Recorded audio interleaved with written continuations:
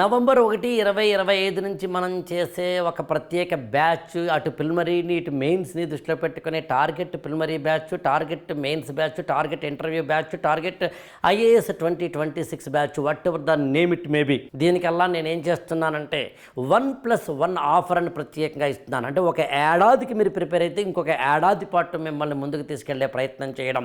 అంత మాత్రమే కాదు, PCMలో P అంటే ప్రిలిమరీకి మాత్రమే మీరు జాయిన్ అయితే మెయిన్స్కి తీసుకెళ్లే బాధ్యతగా నేను స్వీకరించే ప్రయత్నం చేస్తున్నాను. ఇలాంటి అనేకమైన అంశాలు ఉన్నాయి. ఆఫర్లు.